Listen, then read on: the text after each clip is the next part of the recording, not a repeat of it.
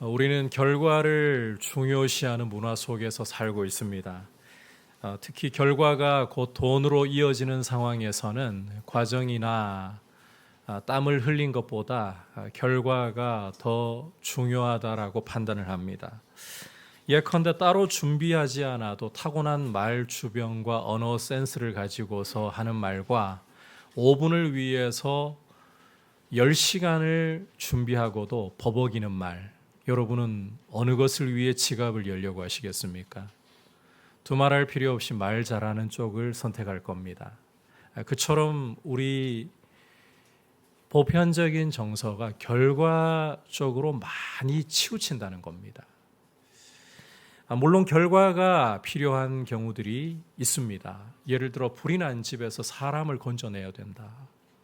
수술실에서 정말 생명이 위독한 환자를 수술해서 살려내야 된다. 그 경우에 과정만 좋으면 되었지 결과야 이렇게 말을 함부로 할 수가 없습니다.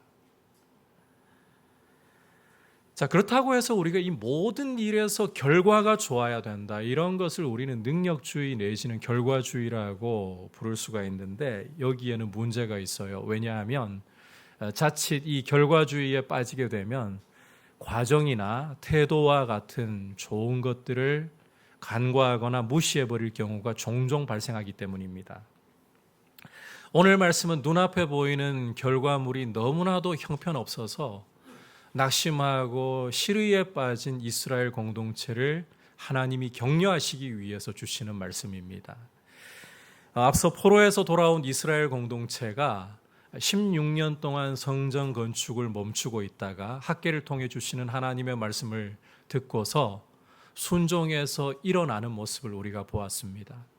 이렇게 순종하는 모습을 보시고 하나님께서는 내가 너희와 함께한다. 그들의 마음을 감동시키심으로써 그들을 도와주셨습니다. 그런데 오늘 말씀을 보시면 또다시 낙심함이 발생해요.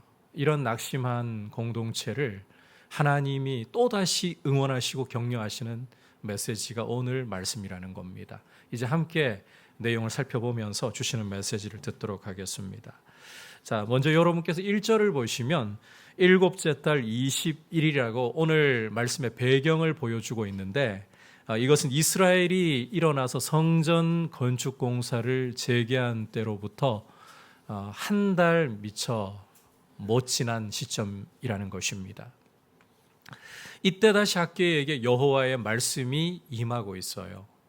2절과 3절에서 보듯이 하나님은 학계를 통해서 총독 스룹바벨에게 대제사장 여호수아에게 그리고 남아있는 모든 백성에게 다음과 같이 질문하십니다. 너희 포로에서 돌아온 백성 중에서 이 성전의 이전 영광을 본 사람이 있느냐라고 질문을 하십니다.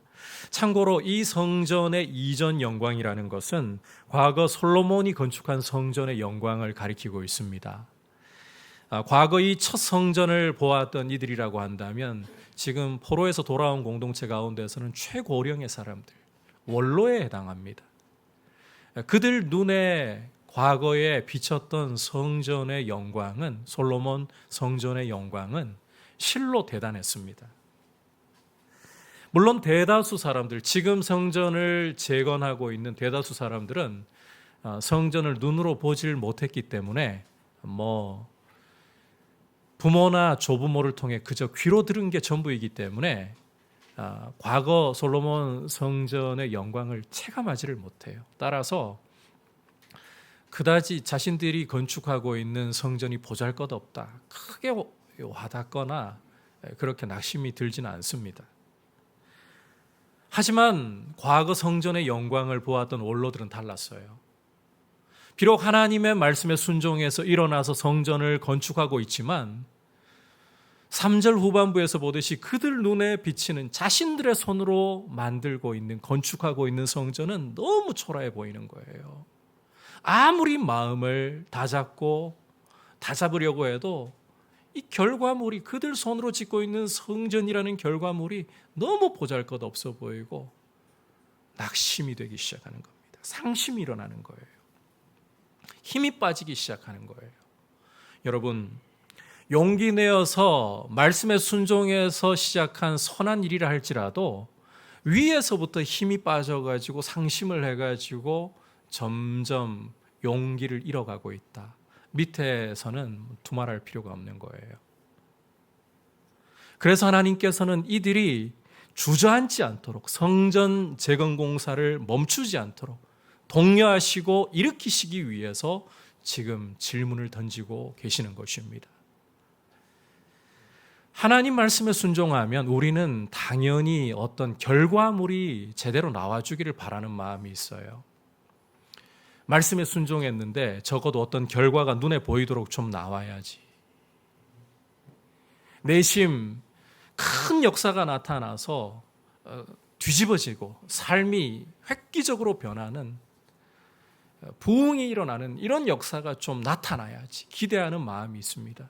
그런데 오늘 말씀에서 보듯이 하나님의 말씀에 순종함에도 불구하고 눈에 보이는 역사, 눈에 보이는 결과물이 나타나지 않는 경우가 종종 있다는 것이 우리의 딜레마입니다.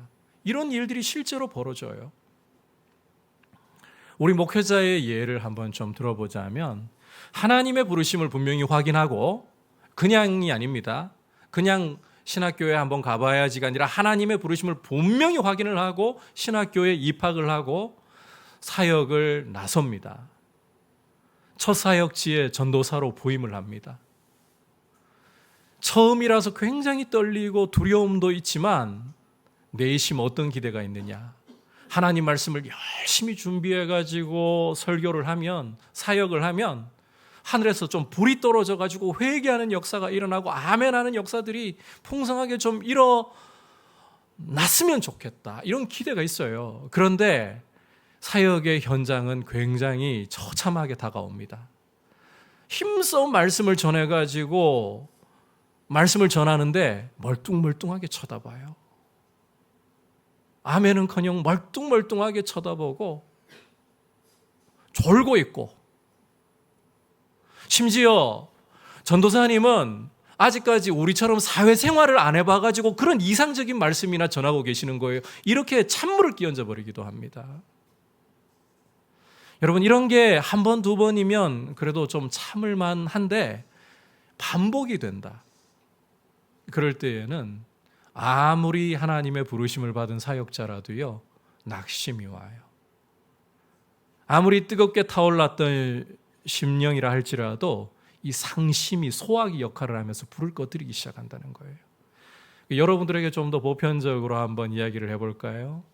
말씀과 기도 생활을 하면서 성령님을 의지하고 말씀에 순종하려고 애를 씁니다. 그러면 내 삶 속에 인격적인 변화가 확 나타나가지고 그리스도를 닮는 생활이 내 삶의 열매로 풍성하게 맺히고, 또 누가 봐도 나를 통해서 그리스도를 보는 그런 영광스러운 역사가 일어났으면 좋겠는데, 예배 드리고 난 후에 집에 가가지고 옆에서 그냥 한마디 툭 던지면, 뭐 바가지 긁을 필요도 없어요. 그냥 한마디 툭 던지면 옛 성품이 다시 고개를 들고, 뭐 받은 은혜는 온데간데 없고 진짜 은혜 받은 사람이 맞나 자책이 들 정도로 심각하게 돌변하고 짐승같이 때로는 개처럼 변해버리는 내 모습, 이런 모습들이 하루 이틀 회개하고 그냥 하루 이틀 반복될 때는 참을 만한데, 몇 년이 지나도록, 내가 신앙생활한 지가 지금 몇 년인데 10수년이 지나도록 잘 변하지 않는 것 같다. 굉장히 상심이 됩니다. 그만큼 우리는 이 결과물에 대해서 실은 마음이 빼앗기기가 쉽다는 거예요. 결과가 안 나오면 상심이 일어나요. 이런 우리의 모습을 잘 알고 있기 때문에 사도 바울도 갈라디아 교회에 편지를 쓰면서, 형제들아 우리가 선을 행하다가 낙심하지 말지니. 여러분, 선을 행하다가 낙심하지 말지니라고 했어요. 그 말은 선을 행하면서 낙심할 일들이 계속해서 온다는 거예요. 세상이 가만두지 않고, 마귀가 가만두지 않고, 우리 안에 죄가 가만 내버려두지 않는데, 선을 행하도록 그냥 그 선한 것이 결과물이 잘 나오도록 쉽게 일이 일어나겠습니까? 여러분, 하나님의 말씀에 순종해도 내가 바라고 기대했던 결과물이 당장 눈앞에 보이지 않는 경우가 종종 발생한다. 이 사실을 오늘 초장부터 굉장히 초를 치는 듯한 메시지이죠. 그런데 이 사실을 여러분이 인정하고 이 사실 앞에 우리가 겸허하게 서 있어야 돼요. 자, 그렇다면 이제 하나님께서는 이런 문제를 어떻게 과연 다루시면서 공동체를 세워나가시는가? 자, 4절과 5절 말씀 함께 한 목소리로 읽어보도록 하겠습니다. 시작. 그러나 여호와가 이르노라 스룹바벨아 스스로 굳세게 할지어다.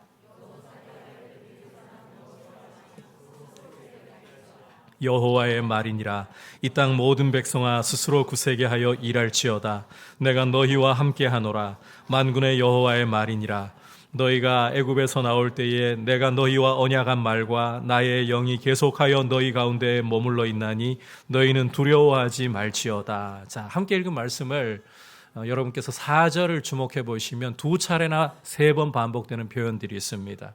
우선 여호와가 이르노라 또는 여호와의 말이니라 라는 표현이 3차례 반복되는데 이 부분은 뒤에서 좀 더 상세히 보기로 하고요. 또 한 가지는 스스로 굳세게 할지어다 라는 표현이 3차례 반복이 되고 있어요. 자, 이 스스로 굳세게 할지어다, 이걸 좀 우리 피부에 와닿게 쉽게 번역을 하면 힘을 내라는 겁니다. 힘내라. 실제로 새 번역이나 공동 번역을 참고해 보시면 그렇게 번역을 하고 있습니다. 하나님께서는 지금 뭉뚱그려 가지고 말씀하시지 않고 총독 스룹바벨에게 힘내라, 대제사장 여호수아에게 힘내라, 남아있는 모든 백성들에게 힘내라. 여러분, 힘내라, 잘한다, 어디선가 많이 좀 쓰는 구호이죠. 운동회 할 때, 시합할 때 선수를 격려하기 위해서 힘내라, 잘한다 이렇게 하잖아요.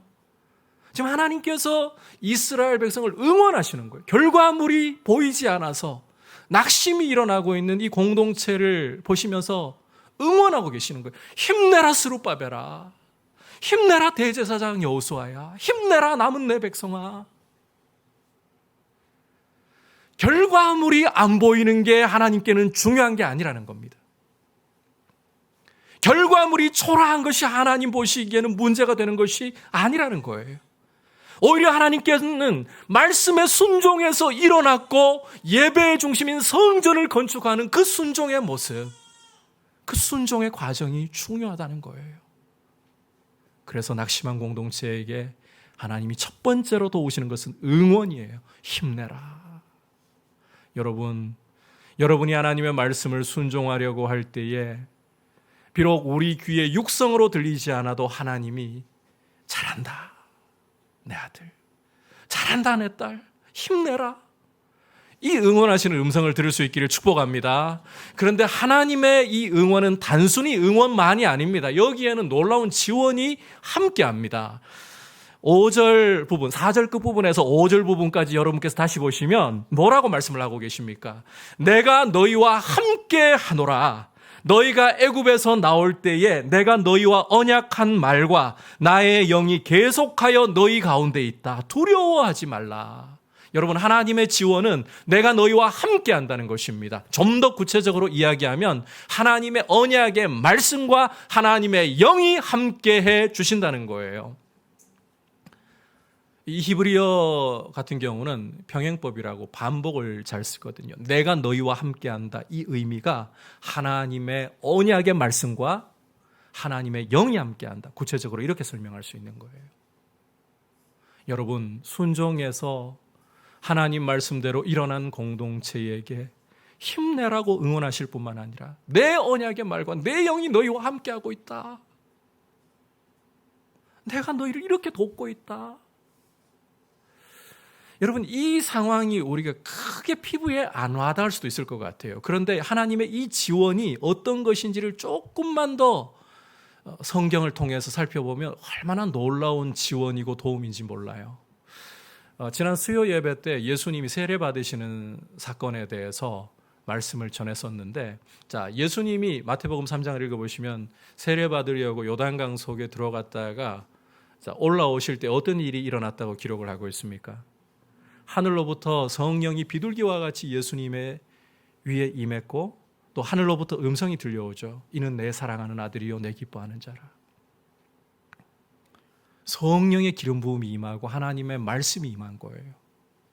주목할 것은 우리 주님이 공생애를 사시면서 이 성령의 기름 부으심과 말씀을 의지하고 걸어가셨다는 겁니다.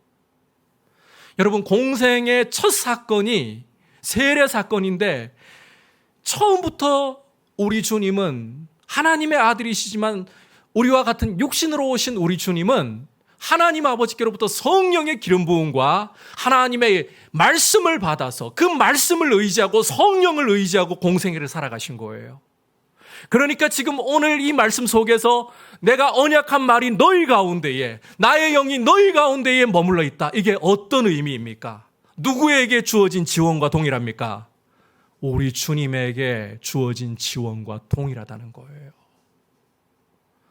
여러분, 하나님의 말씀이 함께하고 있고 하나님의 영이 함께하고 있다면 우리의 걸음은 결코 실패할 수 없습니다. 하나님의 말씀과 성령이 함께하는 삶, 이것은 결코 실패할 수가 없어요. 결코 실패작이 될 수가 없어요. 이런 놀라운 지원을 지금 이스라엘 공동체에게, 그렇다고 말씀이나 성령이 머물러 계신 게 딱히 눈에 보이는 건 아니잖아요. 그런데 실은 놀라운 지원이 우리 주님에게 주어졌던 그 지원이 지금 공동체와 함께하고 있다. 원로들의 눈에는 성전을 건축하면서 그 보잘것없음 때문에 낙심이 일어납니다. 하지만 하나님은 그걸 보시는 게 아니라 순종했지 않니? 내가 그 순종을 보고 있다. 그리고 내가 너희에게 응원하고 있다. 내가 나의 말과 나의 영으로서 너희와 함께함으로써 너희를 지원하고 있다. 낙심하지 말아라.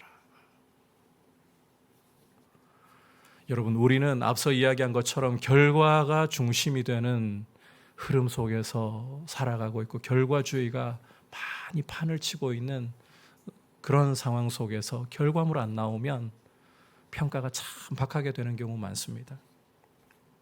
하지만 하나님의 시선은 우리의 시선과 다르다. 이 사실 기억하시기를 바랍니다. 하나님은 말씀 앞에 순종하려고 하는 중심을 보고 계시고 과정을 보고 계시고 태도를 보고 계시는 거예요. 비록 선을 행하다가 결과물이 당장 보이지 않는다고 낙심하지 말고 내가 하나님의 말씀 앞에 순종하려고 하는 중심을 가지고 있다면, 하나님 뜻대로 살아가려고 몸부림치고 있다면 여러분, 보이지 않아도 오늘 이 말씀을 통해서 확신하시기를 바랍니다. 하나님이 여러분 응원하고 계십니다. 하나님이 여러분에게 말씀과 성령으로 함께하고 계십니다. 이 사실을 가지고 용기 내어 일어날 수 있기를 축복합니다. 아울러 우리가 학계처럼 공동체로서요, 서로에게 이런 응원을 해줘야 돼요. 여러분, 결과물 보려고 하지 마십시오. 물론 이런 말씀을 드린다고 해서 결과를 다 무시하라는 뜻 아니에요. 왜냐하면 우리가 땀을 흘리고 노력한 것이 결과로 증명되는 경우들도 종종 있기 때문이에요. 국민 MC인 유재석 씨 같은 경우 여러분 얼마나 자기 관리를 철저하게 열심히 하는지, 또 이제는 국민 동생이라고 부르기에는 나이가 많이 차가죠. 아이유 같은 가수를 보면 책을 얼마나 많이 읽는지, 이런 평상시의 자기 관리와 노력들이 보면 국민 MC로, 국민 여동생 가수로 이렇게 나타나는 결과물로 보일 때가 있잖아요. 그러니까 결과물을 무조건 무시하자는 이야기를 하는 건 아닙니다. 그런데 결과주의에는 빠지지 말라는 거예요. 결과가 안 보여도 우리는 그 결과를 향해서 달려가고 있는 과정을 보는 게 중요합니다. 태도를 보는 게 중요합니다. 하나님의 시선은 말씀에 순종하려고 하는 그 중심, 그 과정을 보고 계시는 거예요. 그래서 우리가 그러한 모습을 서로에게서 보려고 애쓰고, 은사 다 달라요. 여러분, 말하는 것도요, 정말 같은 목회자라도 달라요. 저는 참 목회 초기에 되게 부러운 분 중에 그 말씀을 그 청산 유수처럼 하시는 달병가 목사님들 있죠. 그런 분들이 참 부러웠어요. 왜냐하면 저는 말을 그 유창하게 아주 그 기름 바른 듯이 매끄럽게 할 수 있는 사람이 아니기 때문에. 뭐 어떻게 여러분이 저를 보시든지 그건 중요하잖아요. 제가 실제 그랬으니까. 고등학교 때는요, 완벽하게 이게 너무 박혀 있어가지고 말 더듬기까지 했거든요. 그러다 보니까 그런 분들이 부러웠어요. 그런데 중요한 건 각자 하나님이 주시는 은사가 다르고 모양이 다르기 때문에 그거 가지고 사람 평가하면 안 된다는 거예요. 결과가 그냥 잘 나오는 것 가지고 평가하면 안 된다는 거예요. 어떤 중심으로 하나님 앞에 순종하려고 하는가? 어떤 태도로 자신에게 주어진 자리에서 한 걸음 한 걸음 내딛고 있는가? 그런 걸로 우리가 서로를 바라보면서 서로 격려하고 응원하고 하나님의 말씀과 영이 함께한다. 서로 격려하면서 함께 학계처럼 공동체를 일으키는 통로가 되기를 축복합니다. 자, 이제 마지막으로 그러면 결과는 어떻게 할까요? 결과는 따라합시다. 주님께 맡기십시오.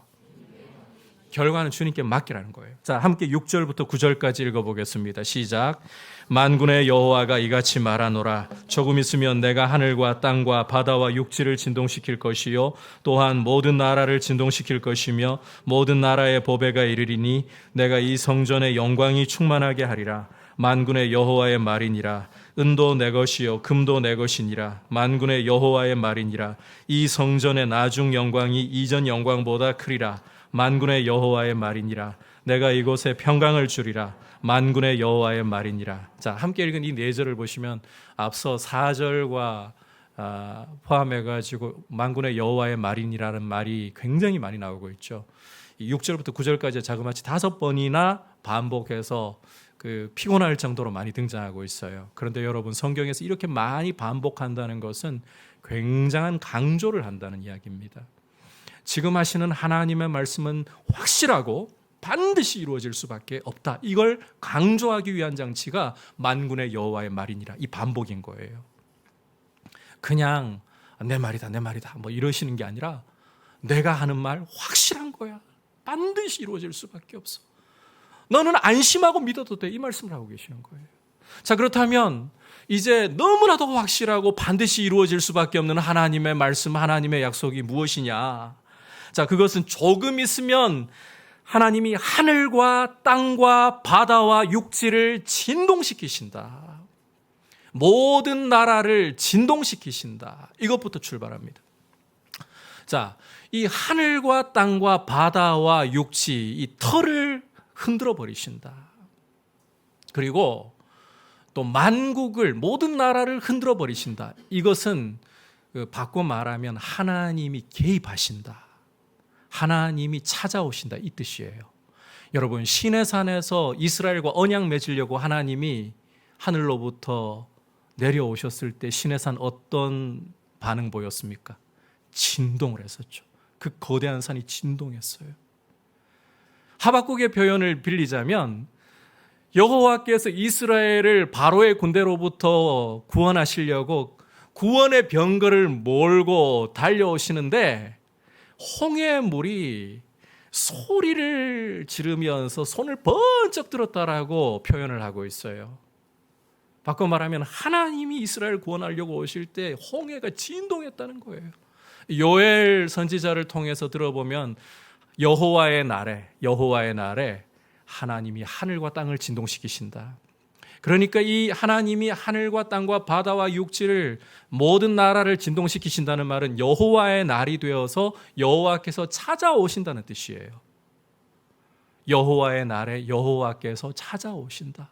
이렇게 하나님의 날에 하나님이 찾아오실 때에 자, 이제 이어지는 약속을 보면 하나님의 반드시 이루어질 수밖에 없는 약속이 이거예요. 모든 나라의 보배가 이를 것이고 내가 이 성전의 영광이 충만하게 해주겠다. 이 성전의 영광이 충만하게 해주겠다. 여러분, 마침내 하나님의 날이 되어서 하나님이 이스라엘에게 찾아오시잖아요. 이것은 당신의 백성을 구원하시고 당신의 원수들을 심판하시기 위해 찾아오시는 거예요. 하나님이 그렇게 찾아오시는 날이 되면 만국이 진동하는데, 그런데 하나님 백성들에게 어떤 복이 오느냐? 이 성전에 어떤 복이 오느냐? 모든 나라의 보배가 이르게 된다. 성전의 영광이 충만하게 된다. 자, 이 말을 이해하려면 우리 솔로몬 시대로 잠깐 좀 건너가 볼 필요가 있어요. 솔로몬이 성전을 건축하고 하나님 앞에 봉헌하고 난 후에 하나님이 성전에 임하셨죠. 영광으로 임하셨어요. 그리고 솔로몬은 하나님이 주시는 지혜로 나라를 통치하기 시작합니다. 그럴 때 어떤 일이 이스라엘에 일어나는가 하면요, 주변에 이방 나라의 왕들이 솔로몬에게 주신 하나님의 지혜에 대한 소문 듣고 예물을 들고 찾아와요. 이게 여러분 여러 나라의 보배가 과거에 이르렀던 역사적인 사건이에요. 솔로몬 시대. 그런데 이제 여호와의 날이 이르러서 여호와께서 당신 백성을 찾아오실 때에 당신의 백성을 구원하시고 원수를 갚아주실 날이 이를 때에는 단순히 솔로몬 시대의 여러 나라 정도가 아니라 모든 나라의 보배가 이방인들이 예물을 들고 찾아오는 역사가 일어날 것이고, 그때의 성전의 영광은 지금 영광과 비교할 수 없다는 거예요. 아니, 심지어 이전 솔로몬 성전의 영광보다도 더 큰 영광이 이 성전에 임하게 된다는 거예요.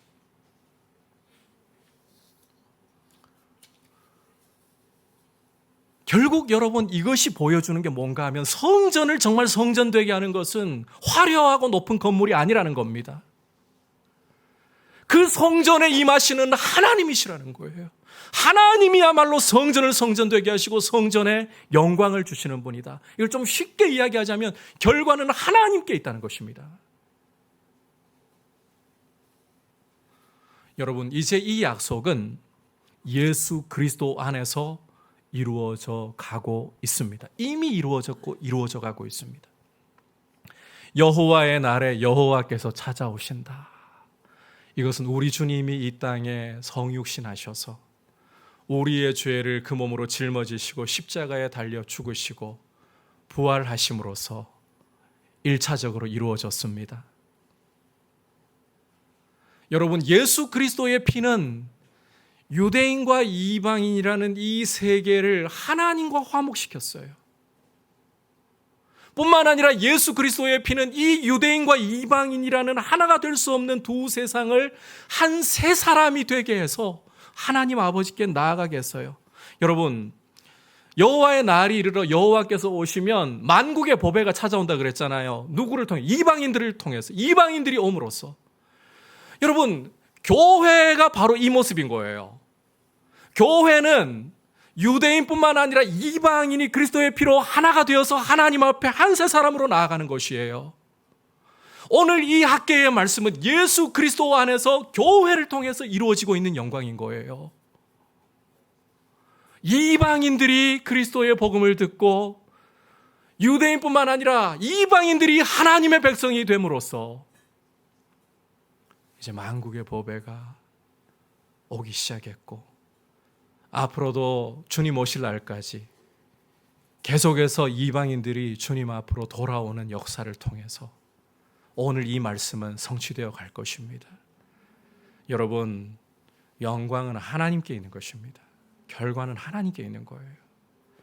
그래서 우리는 인생을 살아가면서 결과를 두려워하거나 결과에 집착하면서 갈 필요가 없습니다.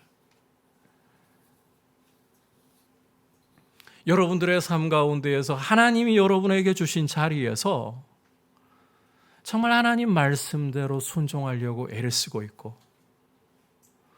또 어떻게 하든지 하나님 기쁘시게 하기 위해서 내 삶에 한 걸음 한 걸음을 내디디려고 한다. 때로는 직장에서 상사가 참 나를 힘들게 하고 사사건건 태클 걸고, 그런 속에서 참 그렇게 살아간다는 거 쉽지 않습니다. 믿음에 제대로 된 이 덕을 선전하면서 살아가려고 한다는 게 이게 만만치 않은 일이라는 거 누구보다도 또 여러분 자신들이 경험하시고 계실 거예요. 내가 상사의 자리에 있고 어떤 일을 경영하는 자리에 있어도 밑에 사람들 관리하는 것도, 여러분 그 위에 있는 사람들 그 자리에서 그냥 하면 되는 것 같지만 안 그래요. 밑에 사람들 이 관리하는 게 보통 일이 아니에요. 함께 일하는 사람들 이 관리한다는 게 이게 쉬운 일이 아니에요. 그런 가운데에서 이 믿음의 길을 걸어가면서 살아가려고 하는데 참 쉽지가 않습니다. 그럴 때 결과물이 쉽게 안 나와요. 하지만 그런 속에서도 이것이 하나님이 나한테 주신 자리이기 때문에, 하나님이 나에게 맡겨주신 일이기 때문에 내가 이 자리에서 주님의 말씀의 원리를 따라서 순종하기를 원합니다. 주님의 말씀을 이루기 위해서 몸부림치겠습니다. 하나님은 그 모습을 기뻐하고 계시고 그 모습을 응원하고 계시고 결과는 나한테 맡겨주겠니 하시는 거예요. 여러분, 결과는 하나님께 맡기고 여러분의 자리에서 주님을 기쁘시게 하기 위해 최선을 다할 수 있는 좋은 태도를 가지시기를 주님의 이름으로 축복합니다. 여러분, 오늘 이 말씀을 받고 있는 이스라엘 공동체는요, 그들 눈으로 이 영광을 못 봤어요. 여러분께서 이 포로 후기 역사잖아요. 포로 후기 역사에서 신약으로까지 이어지는 중간기 400년 동안의 기간 공부를 해보시면 이 포로에서 돌아온 이들은 이 약속의 성취를 눈으로 못 봅니다. 페르시아 제국이 서 있을 동안에 페르시아도 이 종교나 이런 문제에서 자치를 인정해 주기 때문에 성전 예배 건드리지 않았어요. 헬라의 알렉산더가 세계를 제패했을 때도 알렉산더도 그렇게 건드리지는 않았어요. 그런데 이 알렉산더가 죽고 난 후에 밑에 있던 4명의 부하들로 이 헬라 제국이 갈라지면서 붕괴되는데, 그 중에 특별히 2개 왕들이 그 성경의 중요한 배경이 되거든요. 시리아 쪽의 셀류코스 왕조라는 그 왕들, 그리고 또 이집트의 이 톨레미 또는 프톨레미라고 부르는 왕들. 근데 여러분, 여기까지 오면서요, 한 번도 이런 말씀이 이루어지는 걸 못 봤어요. 그들은 유대 역사가 흘러가도 못 봐요. 그리고 심지어 이 셀류코스에, 지금 이름 좀 어렵죠. 뭐 그냥 그러려니 하고 들으시면 돼요. 안티오커스 에피파네스 4세라는 인물이 이제 왕위에 올랐을 때는 전쟁 배상금 문제 때문에 유대를 장악하고서 헬라화 시키려고 하는데 유대가 말 안 듣거든요. 성전 제사를 폐지시켜 버립니다. 실컷 성전 건축해 놨더니 영광이 오기 전에 성전 제사 폐지도 안 합니다. 할례를 금지시켜 버립니다. 돼지의 피를 가지고 제우스에게 제사를 지내는 일이 성전에서 벌어집니다. 여러분, 그러면 이런 역사가 뒤에 기다리고 있고 그들이 영광을 그들의 눈으로 못 본다고 해서 하나님의 말씀은 공수표입니까? 그 영광의 날이 그들의 눈에 직접 보이지 않는다고 해서 굳이 지금 내가 애쓸 필요가 있다라고 그렇게 말해야 되겠습니까? 여러분, 안 보여도 우리는 오늘 말씀 붙들고요, 결과가 안 보여도 가야 돼요. 우리가 기도할 때마다 한국교회의 회복과 부흥을 위해 기도하고 있잖아요. 어쩌면 제가 목회하고 있는 동안에 이 한국교회의 부흥과 회복을 못 볼지도 모르겠어요. 지금 우리 한국교회는 고난의 시기를 견뎌내야 될 때입니다. 그 시기가 와 있어요. 그래서 하나님 앞에 정말 중심으로 간절히 기도한다고 해도 당장 회복과 부흥이 우리 한국교회에 오는 것을 제가 목회하고 있는 동안에는, 심지어 제가 살아있는 동안에는 못 볼지도 모르겠어요. 그러면 여러분, 부흥을 위해, 회복을 위해 기도하면 안 되는 것입니까? 여러분, 유다 역대 왕들 가운데 어떻게 보면 참 비운의 왕이었던 요시야. 요시야는 하나님 말씀 듣고서 애통하면서 옷을 찢으면서 하나님 앞에서 나라를 개혁하려고 애썼던 인물이에요. 그런데 그가 하나님께로부터 들었던 말씀은 굉장히 처참했습니다. 그렇게 옷을 찢고 나라를 개혁하고자 하는 그런 중심을 가지고 있음에도 불구하고 유다는 망한다, 필망한다. 그럴 때 요시야는 포기했습니까? 개혁을 어차피 해도 안 되는 개혁. 그리고 또 하나님이 하나 약속하시기는, 요시야, 네가 내 말을 듣고 마음이 낮아져서 옷을 찢었으니까 너는 평안히 조상의 묘실에 들어가게 해줄게. 이거 하나 있으면 이거 안위를 붙들고 그냥 개혁 포기하겠습니까? 요시야는 그러지 않았습니다. 나라가 필망한다는 말씀을 듣고도 포기하지 않고 개혁을 단행했습니다. 백성들을 하나님 품으로 돌이키고자 노력을 했습니다. 여러분, 이 노력이 허사입니까? 이 노력이 무의입니까? 때로는 우리의 노력이 수포가 되어버리는 것 같고 우리의 기도 소리가 허공에서 사라져버리고 날려버리는 것 같을지라도 그것이 하나님의 뜻이라면 우리는 인내로 걸어가고 하나님의 응원은 결과물이 안 나와도 여전히 함께하고 있고 하나님의 영이 함께하고 말씀이 함께한다, 이 확신 가운데에서 용기 내어서 걸어가야 되는 거예요. 그럴 때 여러분, 누군가가 이렇게 수고의 땀을 뿌리고 누군가가 썩어질 때 누구도 예상하지 못했던 때 우리 주 예수님이 오셨던 것처럼 십자가와 부활로 이 영광을, 이 신비로운 일을 이루셨던 것처럼 주님이 일하시는 놀라운 결과를 주님이 보게 해주실 줄 믿습니다. 그래서 여러분, 인내합시다. 말씀대로 우리의 자리에서 최선을 다하고 결과는 주님께 맡기고 서로 격려하면서 한 걸음 한 걸음 나아갈 수 있기를 주님의 이름으로 축복합니다. 오늘 말씀을 통해서 낙심한 공동체를 어떻게 일으키시는가? 우선 첫 번째로 기억할 것은 선을 행하더라도, 말씀대로 순종하더라도 원하는 결과가 나오지 않을 수 있다. 기억하셔야 돼요. 두 번째로, 하나님께서는 결과물이 안 나와도 말씀대로 순종하고자 한다면 응원하시고 내 말과 내 영이 함께한다, 지원해 주시는 분입니다. 마지막으로 결과는 하나님께 맡기고 우리의 자리에서 최선을 다하자. 이런 귀한 성도님들 되시길 축복합니다. 함께 369장 이제 말씀을 생각하면서 찬송 드리겠습니다.